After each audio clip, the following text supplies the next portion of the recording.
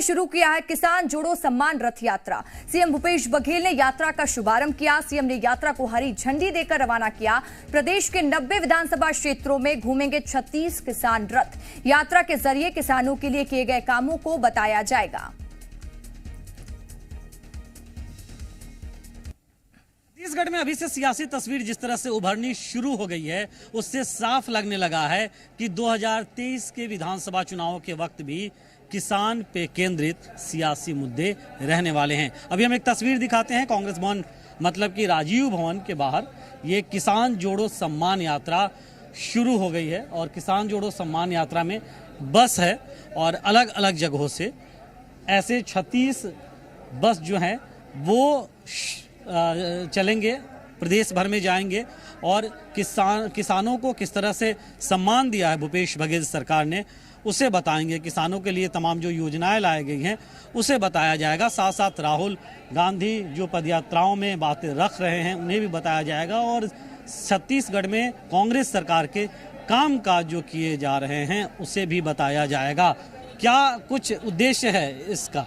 आपने रथ इसका नाम दिया है, अलग अलग जगहों से निकल रहा है। इनका उद्देश्य ये है, आज हमारे पूर्व राष्ट्रीय अध्यक्ष आदरणीय राहुल गांधी जी जो भारत जोड़ो यात्रा निकाले हैं उससे प्रेरित होकर हमारे मन में भी आया कि छत्तीसगढ़ के मुखिया आदरणीय भूपेश बघेल जी, प्रदेश के संगठन के मुखिया आदरणीय मोहन मरकाम जी, छत्तीसगढ़ में जितने उन जो योजना संचालित हो रहा है ये किसानों के लिए हो रहा है, मजदूर के लिए हो है, गरीब के लिए हो है। ये योजना जो गांव गली कुचे मोहल्ला में रहते उन तक नहीं पहुंच पा रहे थे, तो छत्तीसगढ़ किसान कांग्रेस ने ये निर्णय लिया छत्तीसगढ़ सरकार की योजनाओं को गांव-गांव कैसा पहुंचाया जाए। तो हमारी 36 रथ तैयार किए, सभी जिला में जाएंगे और ये रथ पूरा प्रदेश में सभी जिला में भ्रमण करते रहेंगे। जब तक हमारे सभी जिला कंप्लीट नहीं हो जाएंगे तब तक रथ जारी रहेगा। कब तक ये यात्रा चलेगी? क्या ये यात्रा संपूर्ण जिला में जाएंगे और इसके लिए समापन का डेट घोषित नहीं किया गया है। समापन में हम लोग छत्तीसगढ़ के मुखिया के आभार व्यक्त करेंगे। यात्रा समाप्ति बाद छत्तीसगढ़ के सभी किसान इकट्ठा होकर यहाँ राजीव भवन में एक सभा के माध्यम से छत्तीसगढ़ सरकार का आभार व्यक्त करेंगे। मतलब अभी इस यात्रा की आखिरी तारीख मतलब कब खत्म होगी यात्रा उसकी कोई घोषणा नहीं हुई है और जब यात्रा खत्म होगी तो एक बड़ी रैली, एक बड़ी सभा होगी जो आभार रैली के तौर पे होगा और उसमें मुख्यमंत्री भूपेश बघेल को सम्मानित भी छत्तीसगढ़ में कांग्रेस किसान मोर्चा करेगी। मतलब कि समझिए कि अगला साल जो है, चुनावी साल जो है, तो किसानों पे केंद्रित राजनीति का भी साल रहने वाला है। कैमरा पर्सन नरेश नौरंग के साथ सत्यप्रकाश, जी मीडिया, रायपुर। और हमारे साथ जी मीडिया संवाददाता सत्यप्रकाश रायपुर से लाइव जुड़ चुके हैं। सत्यप्रकाश, छत्तीसगढ़ में किसान जोड़ो सम्मान रथ यात्रा की शुरुआत की जा रही है, यानी आज हरी झंडी सीएम भूपेश बघेल ने दिखाई है और ये यात्रा हर जगह जाएगी। किसानों को जागरूक किया जाएगा, बताया जाएगा सरकार की योजनाओं के बारे में। तो क्या बड़ा पॉलिटिकल स्टंट माना जाए 2023 के लिहाज से? बिल्कुल ऐसा कहा जा सकता है। इस लिहाज से कहा जा सकता है क्योंकि छत्तीसगढ़ में किसान केंद्रित सियासत हमेशा से दिखाई दी है और तब जबकि अगला साल चुनावी साल है, विधानसभा के चुनाव होने वाले हैं, वैसे में अब महज 1 साल का वक्त करीब करीब बचा है और अब किसान जोड़ो सम्मान रथ यात्रा की शुरुआत कांग्रेस पार्टी के किसान मोर्चे ने की है। दूसरी बड़ी बात यह भी है कि अभी तक ये भी तय नहीं है कि इसका समापन कब होगा। प्रदेश के सभी जिलों में ये यात्रा जाएगी, रथ यात्रा जाएगी और वहाँ पे किसानों को एक तो अवेयर किया जाएगा, दूसरा किसानों को ये बताया जाएगा कि आखिर भूपेश बघेल सरकार ने किस तरह के काम किसानों के लिए किए हैं, कौन कौन सी योजनाएं लाई हैं और कैसे किसानों से जुड़ाव कांग्रेस पार्टी का है, कैसे किसानों से जुड़ाव सीएम भूपेश बघेल का है और किस तरह से किसान हित ऐसी ये सरकार है उसकी छवि प्रस्तुत करने की, उसकी छवि रखने की कोशिश की जाएगी।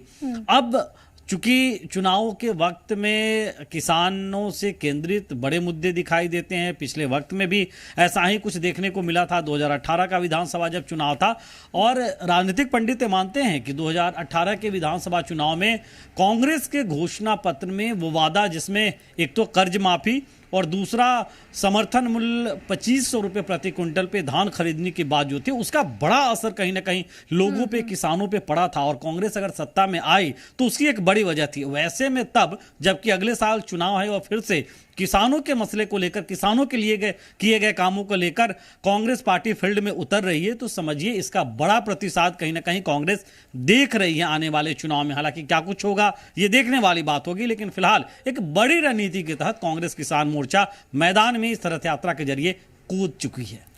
बिल्कुल सत्य प्रकाश, लगातार कांग्रेस खुद को किसान हितैषी सरकार बताती आई है और 2018 का चुनाव भी इन लोगों ने इसी मुद्दे पर जीता था। लेकिन अब सियासी पारा छत्तीसगढ़ में बदलेगा, बीजेपी हमलावर होगी, बीजेपी कई तरह के सवाल उठाएगी, तो किस तरीके का असर देखने को मिल सकता है इसका? बिल्कुल, देखिए बीजेपी धान खरीदी के दौरान जहां भी कुछ कमियां नजर आती हैं उन मुद्दों को लेकर सरकार को घेरती है। बीजेपी बारदाने की बातों को लेकर घेरती है, खाद बीज की कमी या खाद बीज की कालाबाजारी या खाद बीज की सही से आपूर्ति नहीं होने के मसले पे घेरती है।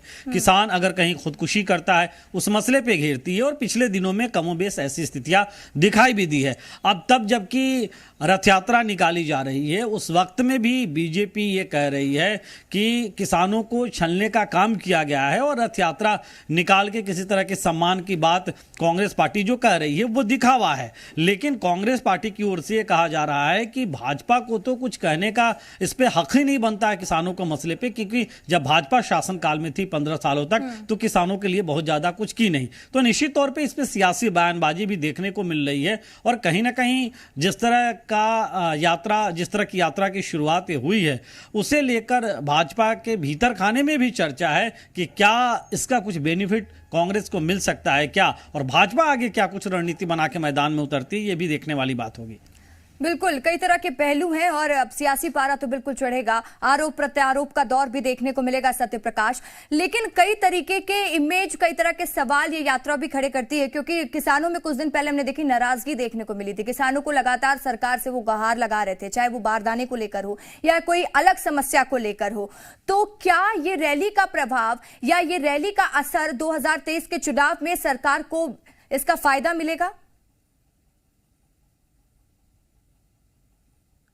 इस बात से इनकार नहीं किया जा सकता है कि इस बार धान खरीदी की जो शुरुआत हुई है वो पहले के मुकाबले बेहतर व्यवस्था के साथ शुरुआत हुई है, और उसके साथ साथ धान खरीदी की तारीख शुरुआत की जो मांग किसान पहले कर रहे थे उसी तारीख पे, मतलब कि 1 नवंबर से धान खरीदी की शुरुआत हुई थी, जबकि पिछले सालों में 1 दिसंबर से धान खरीदी की शुरुआत हो रही थी। मतलब किसानों की कुछ मांगों पे विशेष गंभीरता दिखाते हुए सरकार ने फैसले लिए हैं।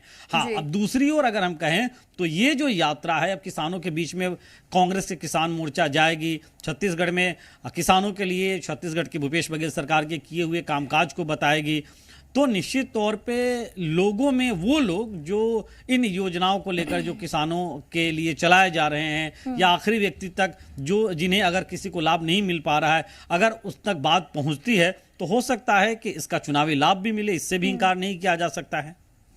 ठीक है सत्य प्रकाश, तमाम जानकारी के लिए बहुत बहुत शुक्रिया आपका।